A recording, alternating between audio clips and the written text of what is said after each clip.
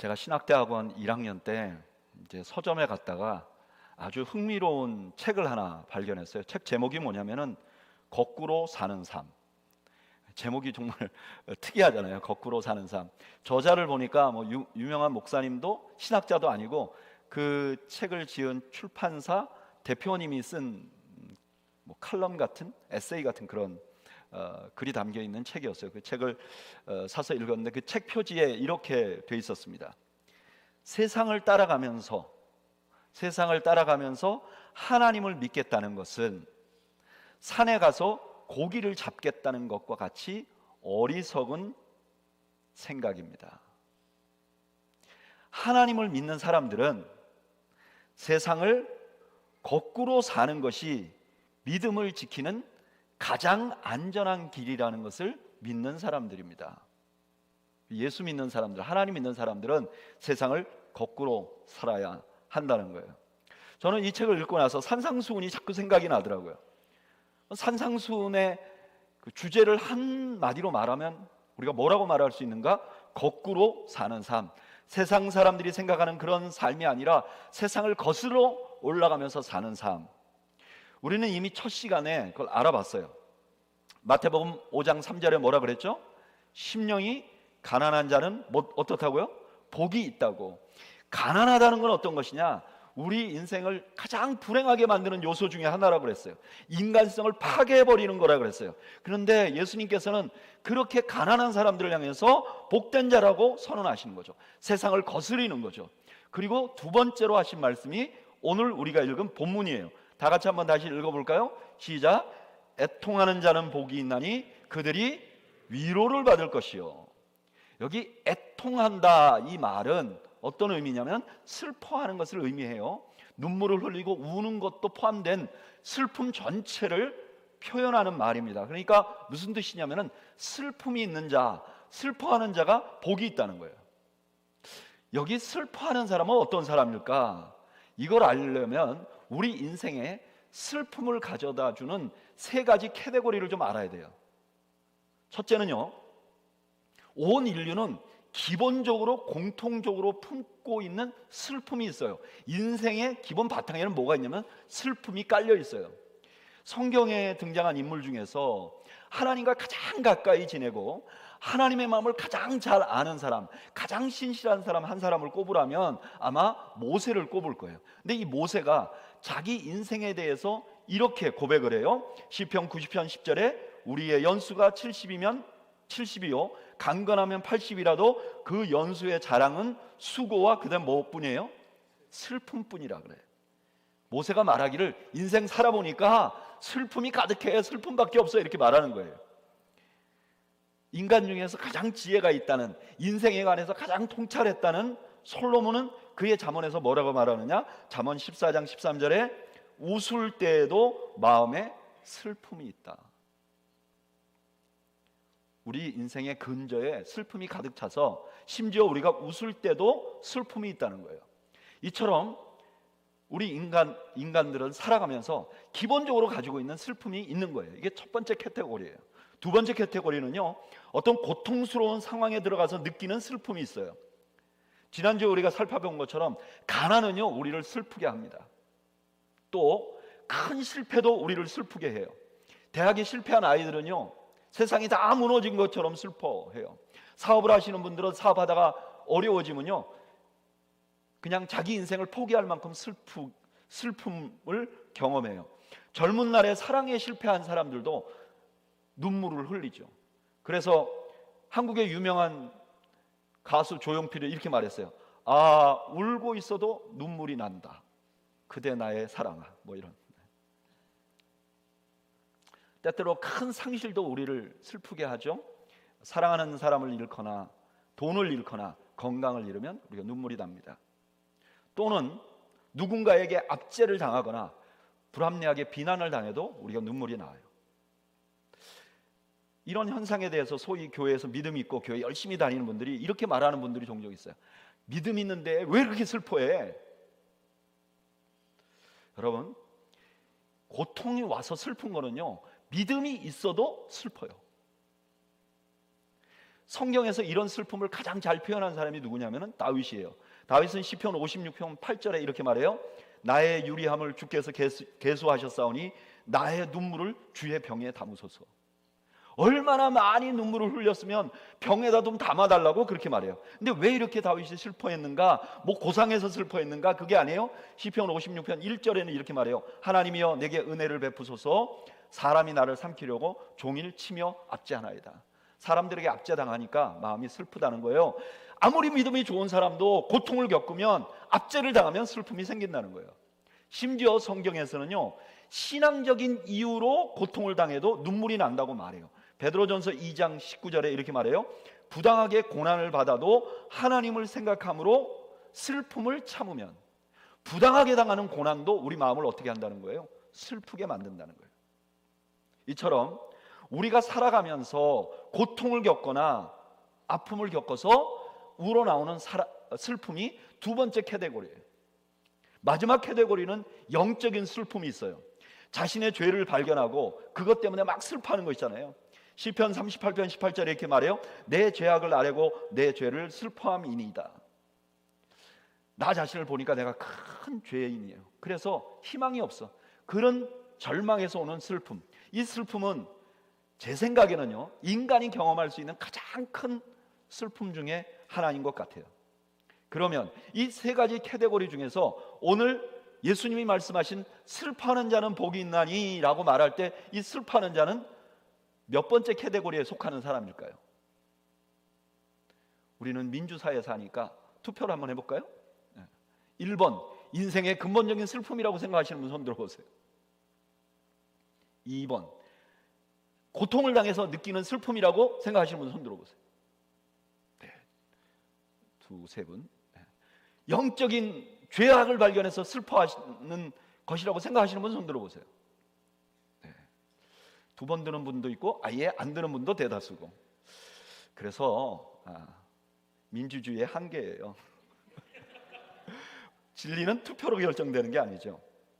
사실 많은 분들이 이 말씀을 보면서 슬퍼하는 자, 애통하는 자는 복이 있나니 그렇게 하니까 이 슬픔이 복과 가장 어울리는 슬픔일 것이라고 생각해요. 그러면 셋 중에 어디가 맞을까요? 네, 영적인 슬픔. 영적인 슬픔을 겪으면 복이 있다. 내가 내 죄를 발견하고 그것 때문에 애통한다면 복이 있다. 이러면 잘 어울리는 것 같잖아요. 그래서 마틴 로이드 존스 목사님이라고 아주 유명한 설교자가 있어요. 이분은 이 마태복음 5장 4절을 이렇게 말해요. 여기 슬픔은 자신의 죄를 발견하고 깊은 슬픔에 잠겨 있는 사람들을 의미한다. 그런 사람이 복되다. 이렇게 말해요. 근데 저는 개인적으로 로이드 존스 목사님에게 동의할 수 없어요. 왜 동의할 수 없는가? 첫째는요, 만약에 여기 슬픔이 영적인 슬픔이라면 마태복음 5장 3절에서 가난한 자를 심령이 가난하다고 말했는데, 그렇다면 여기도 심령이 영적으로 슬픈 자라고 말했으면 클리어한데 예수님이 그렇게 안 하셨어요. 두 번째, 마태복음 5장 3절에 팔복의 첫 번째에서 가장 역설적인 진리를 말했어요. 가난이 어떻게 복이 되느냐? 절대 가난은 복이 될 수 없다. 그런데 주님 앞에 나오면 주님 앞에 나온 복이 너무 커서 심지어 가난한데도 복된 것이다. 그렇다면 두 번째 이 복에도 도저히 복된 것과 연관이 될 수 없는, 그러니까 역설적인 진리를 말해야 된다는 거예요. 그렇다면 여기 슬퍼하는 사람은 기본적인 인간이 가진 슬픔 가운데서 이 슬픔을 안고 살면서도 이 땅을 살면서 고통을 당하고 신앙적으로 핍박을 당하고 이런 여러 가지 고통 때문에 슬퍼하는 사람일 가능성이 높습니다. 그러면 이런 질문이 생기잖아요. 이렇게 불행의 아이콘 같은 사람이 어떻게 행복한 사람의 상징이 됩니까? 이런 질문이 생기잖아요. 이 질문이 생기는 것에 대해서 주님은 예상이나 한 것처럼 이렇게 대답해요. 뭐라고 대답하죠? 애통하는 자는 복이 있나니?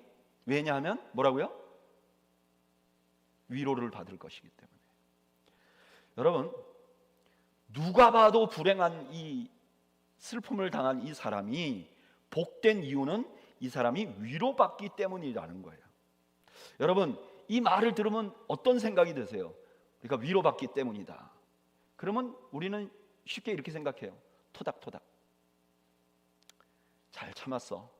너 슬픈데 잘 견뎠어. 우리는 이렇게 생각해요. 그런데 유대인들에게 이 위로한다는 말은 굉장히 놀라운 선언이에요. 왜냐하면 이사야서 61장 1절부터 3절 때문이에요. 자, 이사야서 61장 1절에서 3절을 우리 다 같이 읽어보죠. 오늘 본 설교의 또 하나의 본문이에요. 우리 한번 읽어보겠습니다. 이사야서 61장 1절에서 3절 읽어보죠. 시작. 주 여호와의 영이 내게 내리셨으니 이는 여호와께서 내게 기름을 부으사 가난한 자들에게 아름다운 소식을 전하게 하려 하심이라.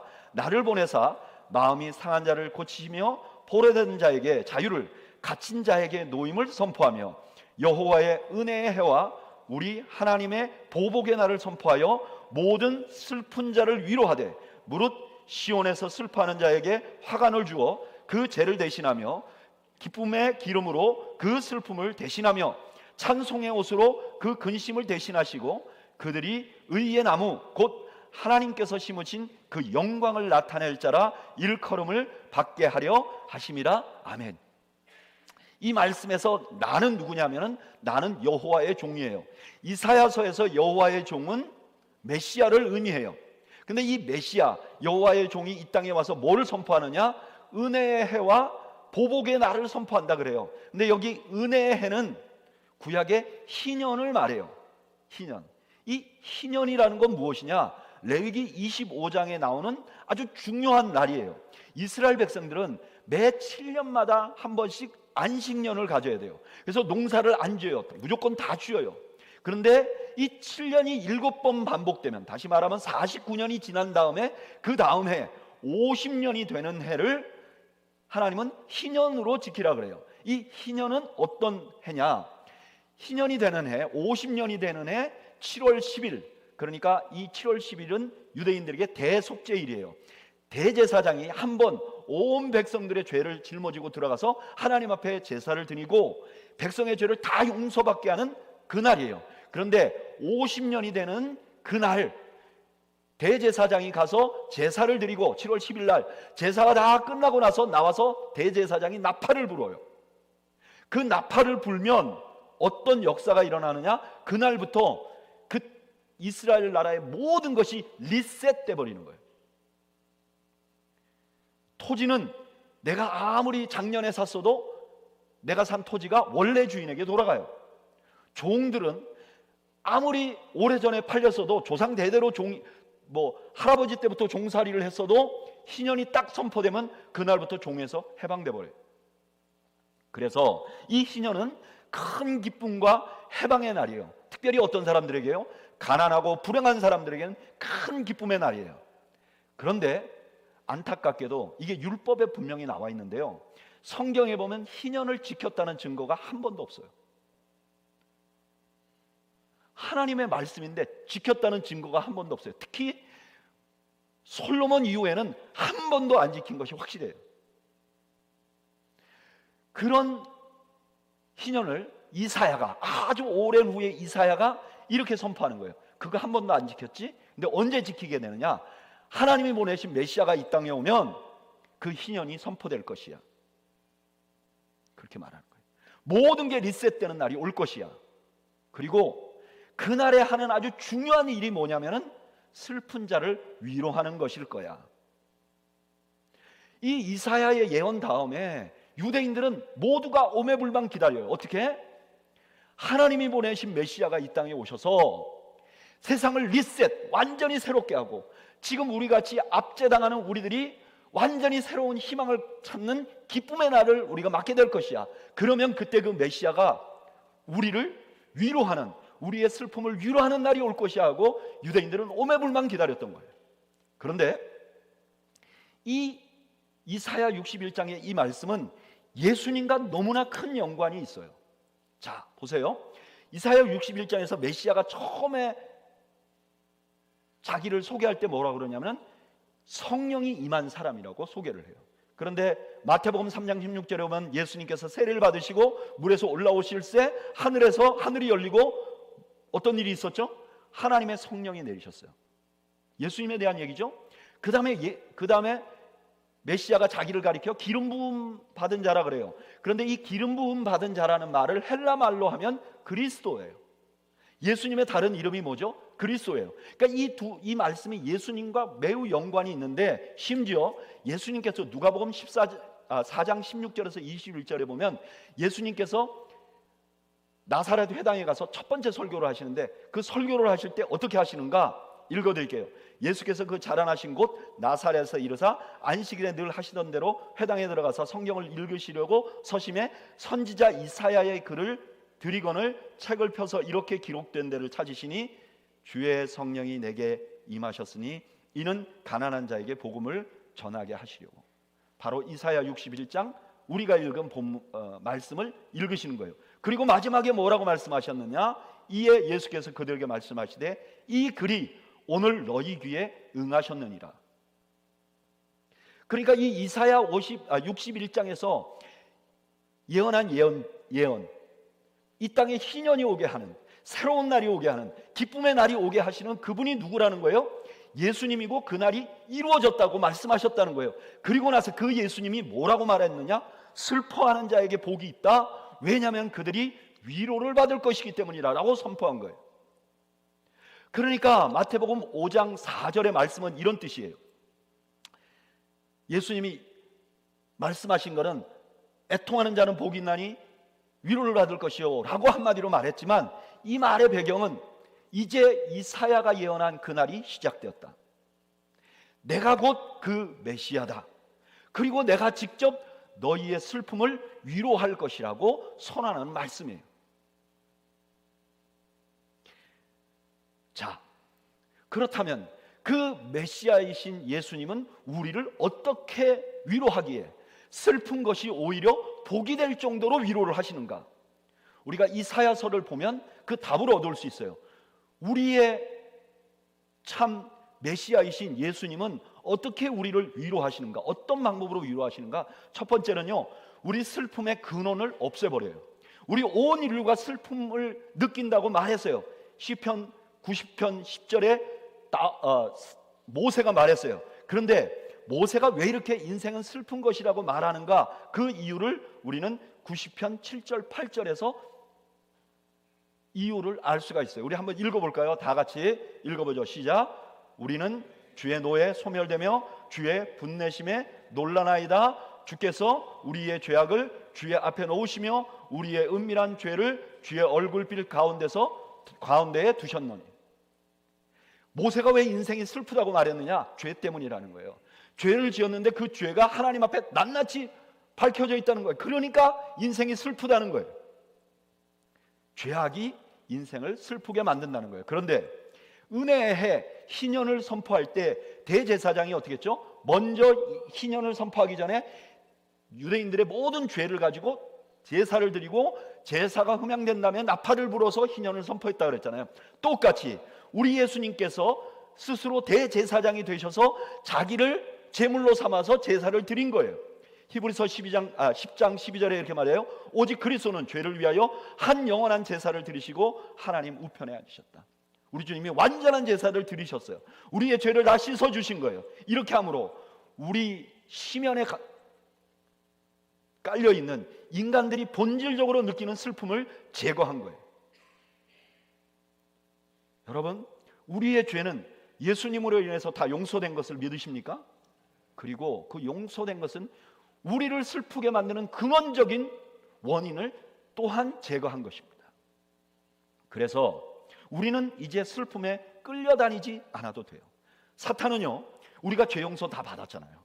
그런데도 우리가 죄 용서 받은 데서 자유함을 누리는 걸 원하지 않아요. 그래서 계시록 12장 10절에 보면 사탄이 어떤 사람이냐? 참소하는 자라 그래요.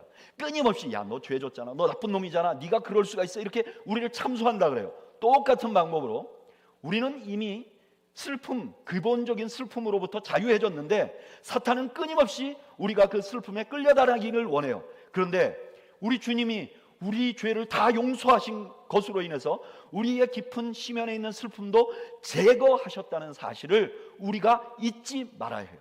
그리고 더 이상 이 슬픔에 끌려다니지 않아야 해요. 저는 여러분들을 슬프게 만드는 세력을 향하여 명령하시는 지혜가 있으시길 바랍니다. 슬퍼지면요, 사탄아 물러가라. 사탄뿐만 아니라 내 영혼에게도, 내 영혼아 정신 차려라. 여러분, 우리는 자유하게 됐어요. 더 이상 슬픔에 끌려다니지 않는 여러분들이 되시기를 축복합니다. 이미 자유해졌기 때문에, 이미 근본적인 슬픔이 제거되었기 때문에 계속 슬픔에 잠겨 있는 것은요, 하나님 책임이 아니에요. 우리 책임입니다. 노력해야 해요. 여러분, 자꾸 슬픔에 잠겨 있고 우울증에 빠지는 분들이요, 영적으로 밝은 사람들하고 교제하세요. 제가 보니까 우울한 사람들은 우울한 사람들끼리 모여요. 그리고 우울을 증폭시켜 세상의 모든 것이 우울하게 만든 다음에 우울 안에서 우울을 즐겨요. 이런 우울한 인생이 되지 마시기 바랍니다. 또한 환경을 바꾸세요. 밝게 바꾸세요. 컴컴하게 만들지 마세요. 여러분, 노래도 바꾸세요. 언젠간 가겠지 이놈의 청춘, 이런 노래 부르지 마세요. 좀 밝은 노래를 부르세요. 찬양을 하고 좀 밖으로 나가서 걸으세요. 여러분, 슬픔은 우리 주님의 능력으로 제거됐어요. 기본적인 것. 그 다음에 우리가 그 제거할 수 있는 능력이 있으니까 노력해야 됩니다. 두 번째로, 메시아가 우리를 위로하시는 방법은요, 공감하세요. 이사야 61장에 보면 메시아가 이 땅에 오셨어요. 그리고 희년을 선포했어요. 얼마나 바쁘시겠어요. 한번 생각해 보세요. 새로운 나라가 선포된 거예요. 근데 왜 그분이 하필이면 슬픈 자를 찾아가셨을까요? 여러분, 왜 이 메시아가 할 일이 많은데 건설을 할 수도 있고 더 큰 위대한 일을 할 수도 있는데 왜 하필 슬픈 자를 찾아갔을까요? 저는 그 이유를 이사야 53장에서 찾아요. 이사야 53장 4절에 보면 이렇게 말해요. 그는 실로 우리의 질고를 지고 우리의 뭐를 당하셨어요? 슬픔을 당하셨어요. 우리 메시아는요, 우리의 주님은요, 우리의 슬픔을 경험하셨어요. 다 아세요. 실제로 사복음서에 보면요, 예수님이 깔깔 웃으셨다 이런 기록은 없어요. 근데 예수님이 우셨다는 기록은 너무너무 많아요. 우리 예수님은요, 누구보다 슬픔을 아시는 분이세요. 그래서 특별히 고난과 고통 속에서 겪는 슬픔을 우리 주님 아세요. 그래서 우리의 슬픔에 공감하시는 분이세요. 저는 이제 목회를 할 때 어려서부터 그렇게 선배 목사님들한테 그렇게 배웠어요. 목회는 내가 주인이 아니야. 목회는 하나님이 주인이야. 그래서 저는요, 우리 도웨이 교회도 그렇고 제가 이때까지 목회한 모든 교회 목회는 하나님이 하셨고 저는 그냥 어시스턴트라고 생각해요. 그래서 제가 특별히 하는 게 있어요. 뭐냐면요, 하나님한테 일러요. 곤란하잖아요. 그럼 제가 다 책임질 필요 없어. 하나님 앞에 가서 막 울면서 일러요. 하나님, 제가 나 때렸어요. 이런 거 있잖아요. 그런데 막 억울하고 아파서 하나님 앞에 기도하면 하나님께서 저의 마음속에 때때로 많은 경우 이렇게 말씀하세요. 내가 다 안다. 근데 희한해요. 주님이 다 안다 그러면 이상하게 치유가 돼요. 눈물은 나는데요, 거기로부터 자유하게 돼요. 그 슬픔에 매이지 않게 돼요. 여러분, 우리 주님은 우리의 슬픔을 다 아세요. 우리를 어떻게 위로하시나 공감하세요. 저는 여러분들이 슬픔이 있을 때 그 슬픔을 가지고 주님 앞에 나아가시고 주님의 공감으로 인해서 위로받으시는 여러분들이 되시기를 축복합니다. 세 번째, 주님께서 우리를 위로하시는 방법은요, 복수하시는 거예요. 이렇게 말하면 어떤 분들은 좀 움찔하죠. 복수 이런 말 성경에 나와 있어요. 여러분, 이 은혜의 해가 이름은 은혜의 해인데요, 그 다음에 또 하나의 이름이 있는데 그게 보복의 날이에요. 하나님의 백성들에게는 은혜의 날이고요, 하나님의 백성을 괴롭히는 자들에게는 보복의 날이에요. 주님의 위로는 그냥 심리적인 위로가 아니에요. 가서 토닥토닥 해주고 네가 참아 이런 게 아니에요. 주님의 위로는 주님이 직접 갚아주세요. 시편 94편에 하나님을 이렇게 불러요. 시편 94편 1절 우리 다 같이 한번 읽어볼까요? 시작. 여호와여 복수하시는 하나님이여 복수하시는 하나님이여 빛을 비추어 주소서. 하나님은요 가만히 계시는 핫바지가 아니세요. 하나님은 행동하시는 하나님이세요. 하나님은 일하시는 하나님이세요. 하나님은 복수하시는 하나님이세요. 그래서 바울은 이 하나님을 알고 이렇게 말해요. 로마서 12장 19절 내 사랑하는 자들아 너희가 친히 원수를 갚지 말고 하나님의 진노하심에 맡기라. 기록되었을 때 원수 갚는 것이 내게 있으니 내가 갚으리라 주께서 말씀하시느니라. 우리나라 사람들이 참 공감할 수 있도록 번역한 건 이런 거죠. 예, 내가 알아서 처리할게. 넌 뒤로 물러서. 우리 주님은요 어떤 신화 속에 나오는 그런 인물이 아니세요. 실제로 존재하시는 하나님이십니다. 그래서 그분은 우리를 대신해서 갚아주심으로 우리를 위로해 주시는 하나님이세요. 네 번째로는 우리 주님은요 우리 주님의 위로 방법은 기쁨을 주시는 거예요. 오늘 이사야서에 보면 뭐라 그러냐면 슬퍼하는 자에게 화관을 주신다 그래요. 우리 하나님은 어떤 하나님이냐? 우리를 슬프게 만드는 그 근본적인 고통을 우리를 기쁘게 만드는 것으로 바꾸어 주실 수 있는 분이세요. 구약 성경에 하나님만이 할 수 있는 일이라고 말하는 대표적인 것이 하늘을 지으시고 땅을 지으시고 이것보다도 더 자주 등장하는 게 뭐냐? 시편 30편 11절 한번 읽어볼까요? 읽어보죠. 시작. 주께서 나의 슬픔이 변하여 내게 춤이 되게 하시며 나의 베옷을 벗기고 기쁨으로 띠띠우셨네. 하나님은 어떤 하나님이냐? 슬픔을 변하여 기쁨이 되게 하시는 하나님이세요. 슬픔을 기쁨으로 만드는 신은 없어요. 오직 하나님밖에 없어요. 그래서 과거에 나에게 슬픔의 요소였던 것이 오히려 기쁨의 요소로 바꾸어 주심으로 우리를 위로하신다는 거예요. 그 대표적인 성경이 어디죠? 에스더서죠. 하만은 모르드게가 너무 미웠어요. 그래서 모르드게를 장대해 달라고, 유대인 모르드게를 장대해 달라고 장대를 만들었어요. 그런데 하나님은 그 하만이 모르드게 대신 장대에 달게 만들었어요. 그리고 모르드게뿐만 아니라 모든 유대인들을 살해하려고 하만이 계획을 세웠어요. 날짜를 잡았어요. 바로 그날 유대인들의 모든 원수가 죽임을 당하는 날이 되었어요.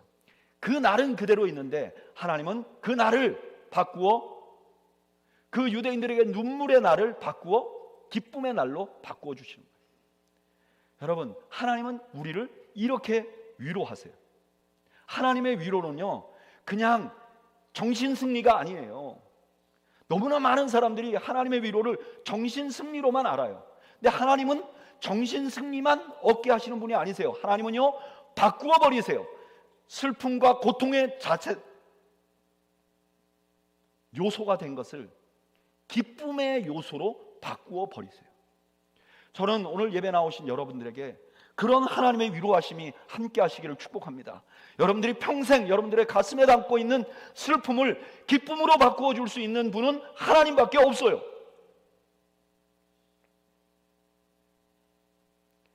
그런 위로하심이 여러분들에게 함께 하시기를 축복합니다. 마지막으로 하나님의 위로하심은요 하나님께 영광이 되게 하세요. 이사야서 61장에 보면 마지막으로 이렇게 해요. 메시아가 나타나셔서 그 백성을 위로하고 너희를 의의 나무로 만들 것이다. 그냥 위로만 해도 되잖아요. 그런데 의의 나무로 만들 것이다. 그리고 하나님께 영광을 돌리게 할 것이다. 하나님의 위로하심은요 어떻게 완성되냐면은 내가 그래요 내가 이렇게 슬픈데 하나님 위로해 주셨네요 위로로 끝나는 것이 아니라 이 위로함을 통해서 위로받는 데서 끝나는 것이 아니라 하나님께 영광이 되게 만들어 주시겠다는 거예요. 이것이 하나님의 위로의 완성이에요. 도대체 어떻게 하시는가 그걸 잘 보여주신 말씀이 고린도후서 1장 4절 말씀이에요. 우리 한번 읽어볼까요? 고린도후서 1장 4절 다 같이 읽어보죠. 시작. 우리의 모든 환난 중에서 우리를 위로하사 우리로 하여금 하나님께 받는 위로로서 모든 환난 중에 있는 자들을 능히 위로하게 하시는 이시로다. 아멘. 하나님은 어떻게 영광을 받으시는가? 하나님이 우리의 슬픔을 위로하시고 그리고 그 위로함을 통해서 우리가 또 다른 사람을 위로하게 만들어 주시고, 그리고 그를 통해서 하나님이 영광을 받으신다는 거예요. 이게 완전한 위로를 경험하는 거예요. 저는 이 위로하심에 대한 말씀을 준비하면서 그냥 제 머릿속에 계속 단 한 분이 생각이 났어요. 설교 준비를 시작할 때부터 끝날 때까지 제 머릿속에 단 한 분이 생각이 났어요. 우리 더웨이 교회 오래 다니신 분들은 이분을 이미 제가 소개해드렸어요. 제가 어려서 저희 아버님이 돌아가시고 저희 어머님이 혼자서 아이들을 키우시느라고 14시간 이상씩 공장에 다니면서 일을 하셨어요. 직조 공장에. 그래도 그 일을 하시는 것만으로도 견디기 어려우시니까 금요일이 되면 격주로, 밤에 일하지 않는 때는 금요일이 되면 밤에 교회 가서 하나님 앞에 부르짖습니다. 치열하게 사시는 거죠. 이렇게 치열하게 사는 젊은 과부인 저희 어머니에게 큰 위로자가 되시는 분이 있었어요. 그 교회 다니시는 권사님이신데, 이 권사님도 과부셨어요. 이 권사님은 우리 어머니보다 훨씬 더 젊을 때 과부가 되셨어요. 아들 둘이 있으셨어요. 이분의 직업은 뭐냐면 시장 앞에서 푸성기를 파는 거예요. 점포를 가지고 있는 게 아니라 그냥 시장 앞에 점포가 없는 앞쪽에다가 바구니 같은 거에 그 산나물 같은 거, 야채 같은 거를 놓고 그냥 파시는 거예요. 그분이나 우리나 사는 게 비슷했어요. 근데 그 권사님은 시장을 갔다가 그 권사님을 만나면요, 그 권사님 얼굴은 항상 밝아요. 어떻게 그렇게 밝은지 보면 그냥 웃음이 나요. 권사님의 얼굴은요, 우리를 만나기 전에도 멀리서 봐도 얼굴이 환해요. 여러분, 좀 그리스도인들은 표정 관리 좀 하시면서 사시기 바랍니다. 얼굴이 무서우면 안 돼요. 안 웃었을 때도 무서우면 안 돼요. 권사님 멀리서 봐도 은혜가 돼요. 이 권사님 우리 어머니를 보면요, 항상 위로하세요. 보통은 저녁 늦게 가기 때문에 권사님이 팔다가 남은 거 있으면 다 싸주고, 정집사 힘내. 근데 어느 날 그 권사님의 큰아드님이 전도사님이셨는데, 그 전도사님이 이 권사님에게 소망이었어요. 근데 이 전도사님이 아이들 데리고 중고등부 수련회 갔다가, 수련회 가면 꼭 말 안 듣는 놈들이 있어요. 그래서 제가 이번에 수련회 가는 것도 여러분 기도해달라고 하는, 꼭 말 안 듣는 놈이 있어요. 물에 들어가지 말라고 그렇게 얘기했는데 물에 들어가서 빠져서 죽으려고 하니까 이 전사님이 뛰어들어서 그 애는 건져내고 이 전사님이 세상을 떠났어요. 제가 그 시장 앞을 매일 지나가는데 권사님이 보이질 않는 거예요. 며칠 동안. 근데 며칠간 안 보이시다가 다시 나타나셔서 장사를 하는 거예요. 분명히 그 권사님 얼굴이 옛날처럼 그렇게 밝지 않으셨어요. 저는 그 권사님 얼굴 보기가 너무 민망해서 항상 시장 바로 앞으로 가면 되는데 그걸 돌아서 집으로 갔어요. 근데 어느 날 저녁에 우리 엄마가 그 권사님한테 푸성기를 사러 간다는 거예요. 저보고 같이 가자는 거예요. 저는 가기가 너무 싫었어. 엄마는 꼭 이렇게 곤란한데 나를 데리고 간다고 너무 가기 싫어요. 그런데 가서 그 권사님이 저희 어머니가 권사님에게 푸성기를 사는데 한참 두 분이 대화를 하잖아요. 옆에 이렇게 서 있는데요, 놀라운 걸 알게 됐어요. 그런 상황에서도 그 권사님이 우리 엄마를 위로하고 있는 거예요. 도대체 어떻게 저분이 미쳤거나 제정신이 아니어야 할 수 있는 일이죠. 며칠 전에 자기는 사랑하는 아들을 잃었어요. 그런데 젊은 과부인 우리 어머니를 그 권사님이 위로하는 거예요. 근데 제가 지금은 알 것 같아요. 왜 그 권사님이 그렇게 하실 수 있었는지. 그 권사님은요, 사람의 위로가 아니라 주님의 위로를 받으신 거죠.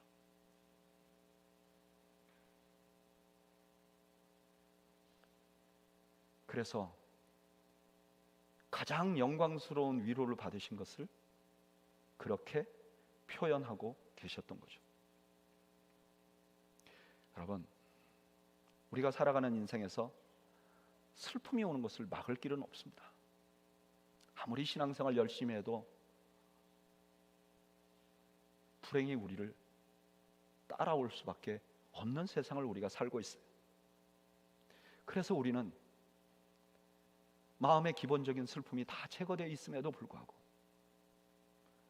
우리에게 어떤 고통의 요소가 오면 움찔움찔할 수밖에 없고, 고통의 요소가 오면 사람들 앞에서나 아니면 아무도 보지 않는 곳에서 눈물 지을 수밖에 없어요. 그러나 우리가 그리스도 안에 있으면 온 세상의 메시아이신 그분, 나를 위해서 죽으신 그분이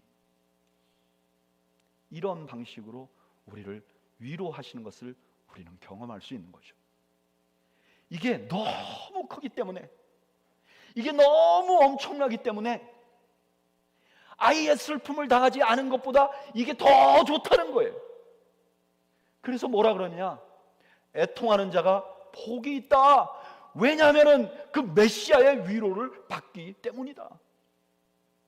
여러분, 예수 믿는 거는 그냥 주일날 와서 정신 잘 가다듬고 정신적으로 건강하게 사는 것으로 끝나는 종교 생활이 아니에요. 이것은 우리 인생 전체를, 우리 영혼을 복되게 만들 수 있는 선택이에요.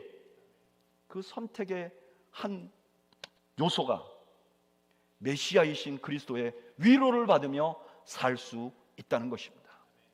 여러분, 저는 여러분들이 그 주님의 위로 때문에 여러분들의 슬픔이 복이 되는 은혜를 경험하시기를 주님의 이름으로 축원합니다.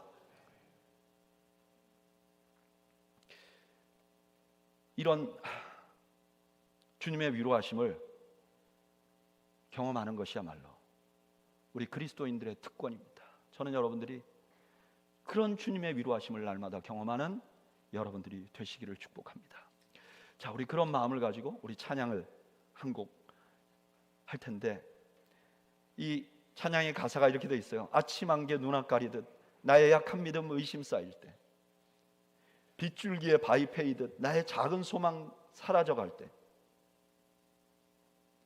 그때 이렇게 말합니다. 외로움과 방황 속에서 주님 앞에 나아갈 때 위로하시는 주님 나를 도우사 상한 나의 마음 감싸주시네. 우리 이 시간에 지금 오늘 예배 나오시면서도 슬픔의 요소, 고통의 요소를 가지고 있는 분들이 있으시면 찬양을 부르면서 주님 나를 도와주십시오, 위로받기를 원합니다. 우리 함께 그런 마음을 드리면서 찬양하겠습니다.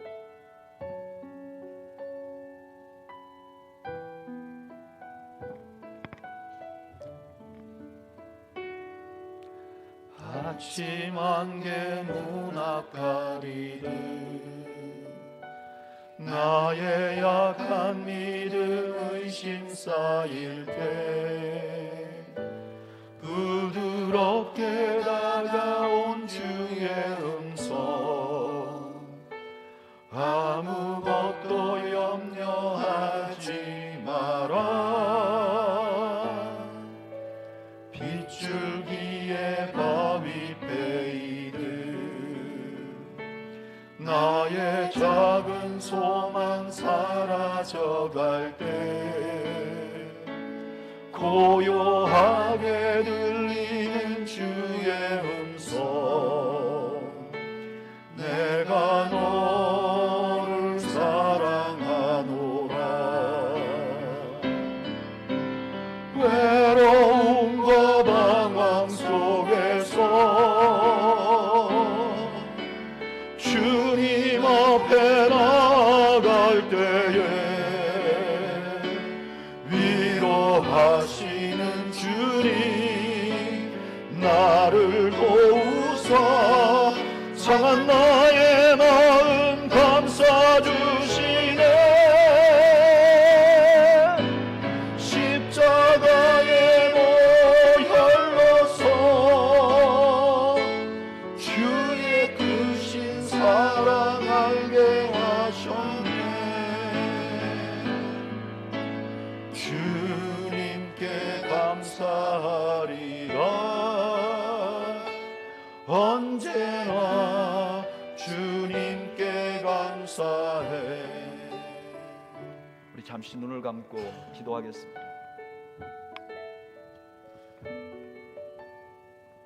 아마 우리 모두는 우리 인생을 슬프게 하는 요소들을 가지고 있을 것입니다. 마음 한구석 무겁게 늘 웃고 있지만 그러나 한구석 무겁게 주님의 위로가 필요한 곳이 있을 것입니다. 우리 이 시간에 위로하시는 주님, 나를 위로해 주옵소서. 그냥 토닥토닥만 하시는 것이 아니라 나의 슬픔을 기쁨으로 바꾸실 주님, 난 주님의 위로가 너무 필요합니다. 우리 시간에 한번 주님 앞에 위로를 구하며 함께 기도하겠습니다. 함께 기도하겠습니다. 주여, 주님,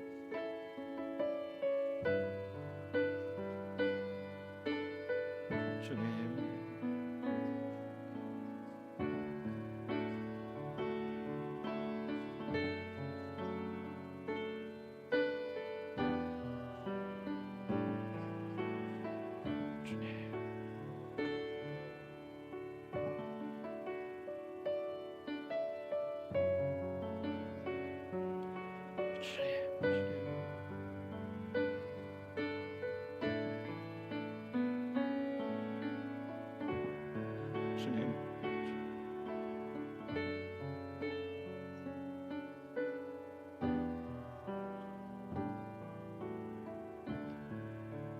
주님, 오늘 예배에 나온 사람들 중에서 주님의 위로가 꼭 필요한 사람들이 있습니다. 주님 찾아가시고 복수하시며 슬픔을 바꾸어 기쁨이 되게 하시며 공감해 주시며